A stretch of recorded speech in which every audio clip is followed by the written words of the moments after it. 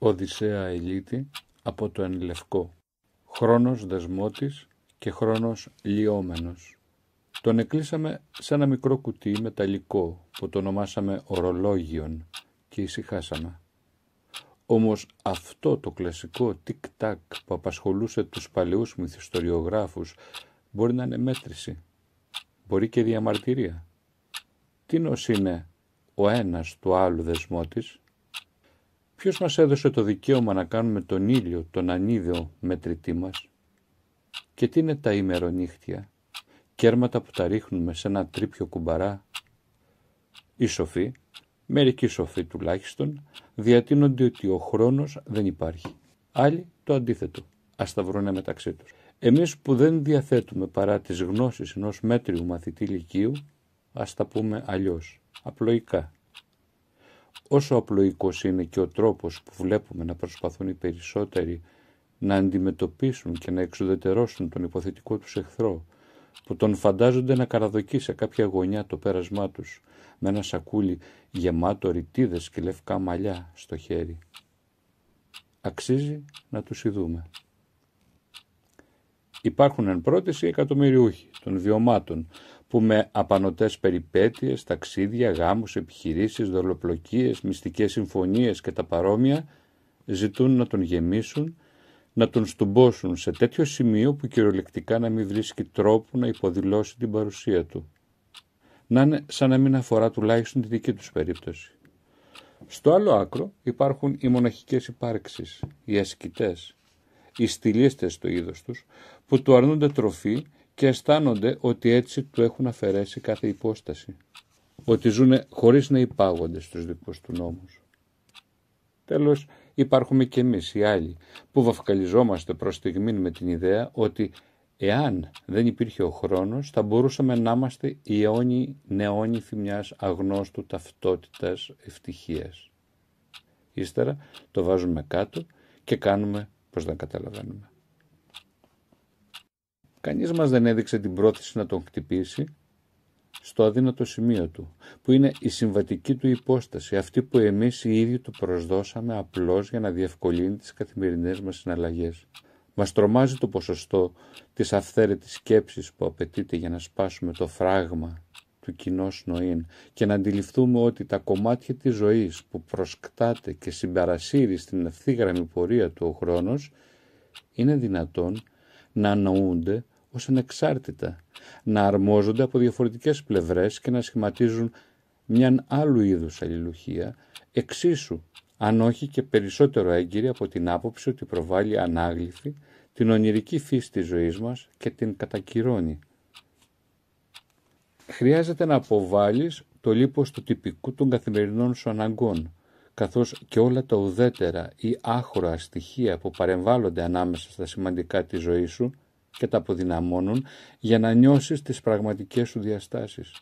Διαφορετικά, χάνεις τα μέτρα σου, περιπίπτεις από το ένα στ' άλλο αδιέξοδο και στα ύστερα συνθηκολογείς.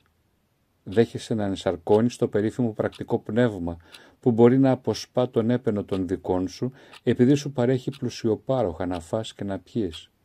Την ίδια στιγμή όμως σε προσβάλλει με τον ιό της πλήξης και της μοναξιάς. Άμε ύστερα, όσο κι αν ξαναρίχνεις την τράπουλα, να βρεις την τάμα σπαθή της ζωής σου. Έχει γίνει αέρας. Ψάχνεις μέσα στο απορριμματοφόρο της μνήμης σου. Τίποτα. Μόνον καμιά φορά τις νύχτες που η στεναχώρια σε πνίγει, σαν να υποψιάζεσαι ότι κάτι μισοαρχινισμένες σκηνές της ζωής σου που δεν τους έχεις δώσει τη δέουσα σημασία παραμένουν ακόμα ζωντανές, σαλεύουν και μόλο που τις διώχνεις, εκείνες επανέρχονται και σε παρενοχλούν μέσα στο παραΐπνι σου. Δεν καταλαβαίνεις γιατί. Κι όμως ζητούν να συνεχίσουν κάτι που αγνοείς, επειδή το έχεις ήδη απολέσει, και να συνεχιστούν από κάτι άλλο που επίσης αγνοείς, επειδή δεν έχει επισυμβεί ακόμα. Θα σημάνει όμως η ώρα του έστω και ερήμην της δικής σου παρουσίας.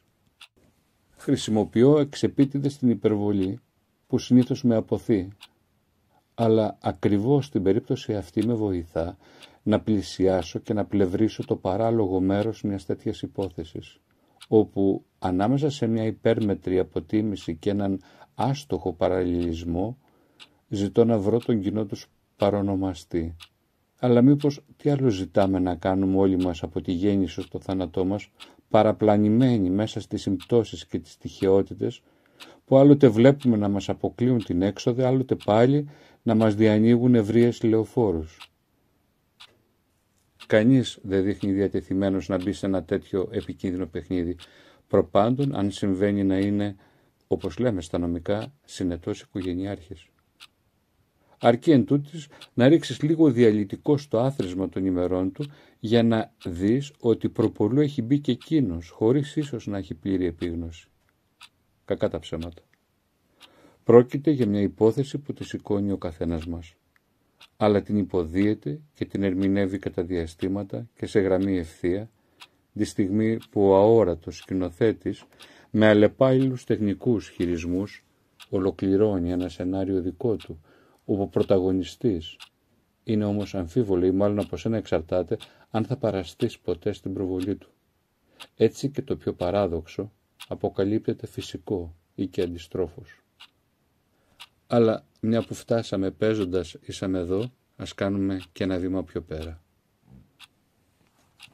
Έχουν να λένε ότι εάν υπήρχε τρόπος να ξεπεράσουμε την ταχύτητα του φωτός, θα προφταίναμε στο διάστημα σκηνές της ιστορίας που η αληθινή τους φύση μας διαφεύγει. Ακόμη πιο αποκαλυπτικό προς το εγώ θα ήταν αν διαθέταμε και διαφορετικές ταχύτητες και τις βάζαμε αδίστακτα σε ενέργεια. Οπότε θα βλέπαμε το ίδιο φαινόμενο να επαναλαμβάνεται από την ατομική στην κοσμική κλίμακα. Μη γελάτε. Υπάρχει για όλα τα πράγματα μια έσχατη εκδοχή που δεν οφείλει σε τίποτε να την αγνοούμε ή να την περιπέζουμε. Τα εμπόδια που τίθενται σήμερα τελούν υπό συνεχή άρση και ανατροπή.